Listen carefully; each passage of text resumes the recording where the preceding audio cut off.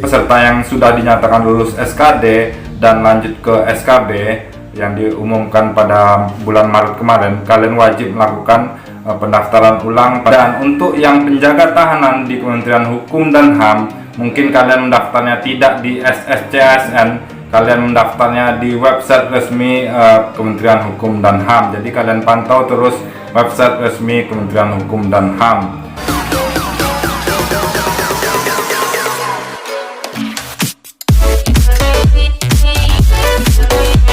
Halo guys, assalamualaikum warahmatullahi wabarakatuh. Salam abdi negara. Kembali lagi bersama aku Randriaton Sina. Di video kali ini, bagi kalian yang mendaftar CPNS tahun 2019, di sini ada info dari BKN bahwa kalian CPNS tahun 2019 yang sudah lulus SKD, kalian wajib daftar ulang untuk tes SKB. Bagaimana persyaratannya, kapan pendaftarannya, bagaimana cara mendaftarnya, di sini akan kujelaskan. Sebelum lanjut ke videonya, bantu aku untuk tekan tombol subscribe di bawah ini, like, komen, dan share ke teman-teman semuanya agar aku lebih semangat lagi bikin video selanjutnya. Oke, kita lihat video ini. Oke teman-teman, bagi kalian yang mendaftar CPNS tahun 2019 yang dinyatakan lulus SKD dan lanjut ke tes SKB, bagi kalian yang belum tahu pengumumannya, di sini kalian bisa download pengumumannya di website resmi SSCASN. Di sini kalian yang sudah dinyatakan lulus SKD, kalian wajib mendaftar ulang untuk tes SKB. Di sini kalian download aja pengumumannya di website resmi BKN. Di sini akan kujelaskan sedikit pengumumannya. Di sini ada pengumumannya, yaitu pendaftaran ulang untuk seleksi kompetensi bidang pada seksi calon pegawai negeri sipil formasi tahun 2019. Di sini pengumuman pertama, kalian peserta dinyatakan lulus seleksi kompetensi dasar dan berhak mengikuti seleksi kompetensi bidang sesuai dengan pengumuman Panitia Seleksi CPNS Badan Kepegawaian Negara tanggal 23 Maret 2020. Mengikuti seleksi kompetensi bidang pada seleksi pegawai negeri sipil formasi 2019, kalian wajib melakukan pendaftaran ulang pada tanggal 1 sampai tanggal 7 2020 melalui akun masing-masing peserta pada laman SSCASN BKN Go.id. Yang kedua, jadi kalian yang sudah dinyatakan lulus kemarin, lulus passing date, kalian login pada tanggal 1 sampai tanggal 7 Agustus, kalian bisa daftar ulang untuk ujian SKB ini. Kalian ikuti aja langkah-langkahnya bagaimana pendaftaran ulangnya dan memilih lokasi tes seperti itu. Yang kedua, peserta yang berhak mengikuti seleksi kompetensi bidang sebagai dimaksud pada angka 1 dapat memilih kembali lokasi tes dan diperkenalkan untuk melakukan perubahan lokasi tes sebanyak 3 kali pada tanggal 1 sampai 7 Agustus 2020. Jadi peserta yang sudah dinyatakan lulus SKD dan lanjut ke SKB yang diumumkan pada bulan Maret kemarin, kalian wajib melakukan pendaftaran ulang pada tanggal 1 sampai tanggal 7 Agustus ini, dan kalian bisa memilih lokasi tes sesuai domisili kalian atau yang terdekat sama kalian, dan kalian bisa merubahnya atau bisa mengubahnya sebanyak 3 kali selama tanggal 1 sampai tanggal 7. Kalau sudah 3 kali, kalian tidak bisa merubahnya seperti itu. Dan peserta yang berhak mengikuti seleksi kompetensi bidang sebagai maksud pada angka 1 wajib melakukan pencetakan kartu tanda peserta ujian SKB mulai tanggal 8 melalui akun masing-masing peserta pada laman SSCASN. Jadi kalian yang sudah mendaftar ulang, kalian sudah memilih lokasi tes, kalian wajib mencetak kartu ujian SKB pada tanggal 8 dimulai tanggal 8 Agustus. Jadi kalian harus wajib daftar ulang dulu baru bisa mencetak kartu ujian. Jadwal dan tempat pelaksanaan seleksi kompetensi bidang akan diumumkan kemudian. Jadi kalian terus pantau website SSCASN untuk pantau jadwal ujian dan lokasi ujian seperti itu. Lokasi sudah kalian pilih, tapi lokasi tepatnya ujiannya di mana seperti itu. Misalnya lokasinya di kantor BKN atau di lokasi lain seperti itu. Ketentuan pelaksanaan seleksi kompetensi bidang SKB sesuai dengan surat edaran Badan Kepegawaian Negara tentang prosedur penyelenggaraan seleksi kompetensi bidang sistem JAT. Di sini kalian harus mematuhi kebijakan umum bagi peserta, yaitu dianjurkan untuk melakukan isolasi mandiri mulai 14 hari sebelum pelaksanaan tes. Bagi kalian dianjurkan untuk isolasi mandiri di rumah kalian 14 hari sebelum sebelum ujian tes seperti itu.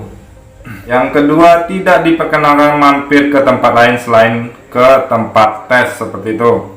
Tetap memperhatikan jaga jarak minimal 1 meter dengan orang lain, menjaga kebersihan dengan mencuci tangan pakai sabun dengan air mengalir. Peserta dengan hasil pengukuran suhu besar dari 37,3 derajat Celcius diberikan tanda khusus dan mengikuti ujian di tempat terpisah ruang khusus dan diawasi dengan petugas yang wajib memakai masker dan perlindungan wajah.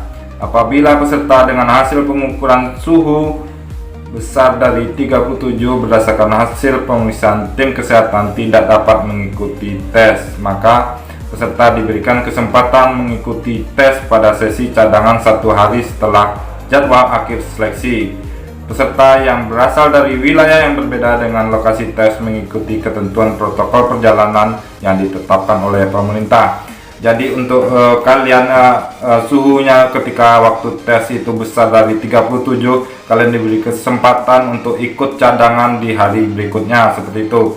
Dan kalian harus wajib mengikuti tes, kalau tidak kalian bisa gugur di SKB ini. Dan kalau kalian yang berbeda wilayah dengan lokasi tesnya, kalian wajib mengikuti protokol kesehatan di pemerintah daerah masing-masing seperti itu. Seandainya misalnya di Jakarta, kalian misalnya wajib harus menunjukkan surat bebas COVID-19 seperti itu.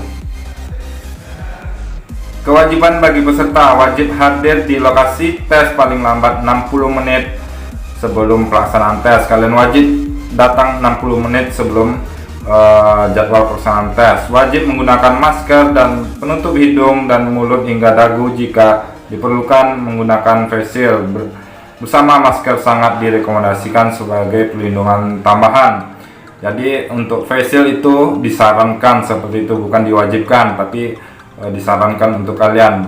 Dan membawa kartu KTP dan kartu tanda peserta ujian SKB serta menunjukkan kepada panitia. Jadi yang harus kalian bawa adalah KTP dan kartu tanda peserta ujian SKB.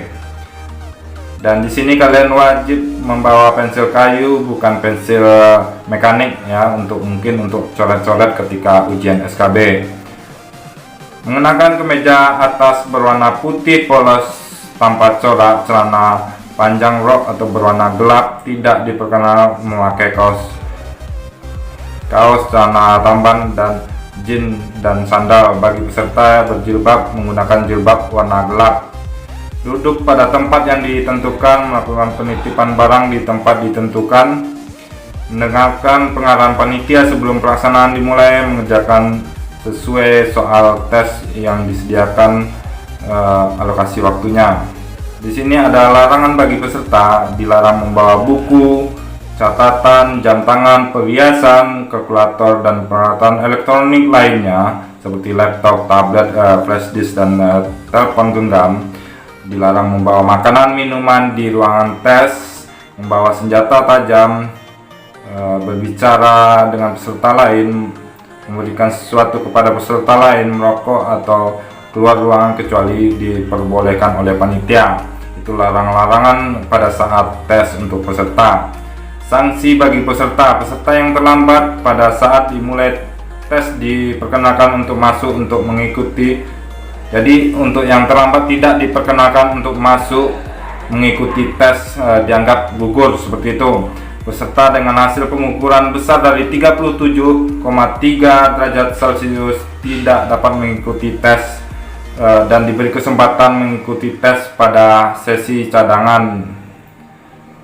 Dan peserta yang melanggar ketentuan dianggap gugur dan tidak lulus seperti itu.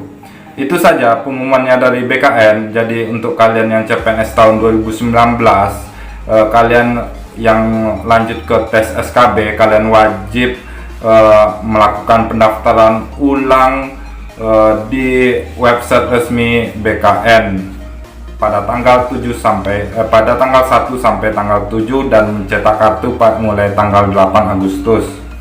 Dan kalian wajib mengikuti ketentuan-ketentuan dari BKN untuk melaksanakan tes seperti itu. Dan untuk yang penjaga tahanan di Kementerian Hukum dan HAM, mungkin kalian mendaftarnya tidak di SSCSN, kalian mendaftarnya di website resmi Kementerian Hukum dan HAM. Jadi kalian pantau terus website resmi Kementerian Hukum dan HAM untuk melakukan daftar ulang dan memilih lokasi tes. Sampai di sini saja video kali ini. Semoga video kali ini bermanfaat untuk kalian yang belum tahu informasi tentang pengumuman CPNS tahun 2019 melaksanakan seleksi kompetensi bidang seperti itu. Kalau ada pertanyaan, komentar aja di bawah video ini. Semoga video ini bermanfaat untuk kalian. Bantu aku juga untuk like, komen, dan share ke teman-teman semuanya agar aku lebih semangat lagi bikin video selanjutnya. Dan akan kudoakan kalian lulus menjadi abdi negara. Aku Andi Atronsin. Sampai jumpa.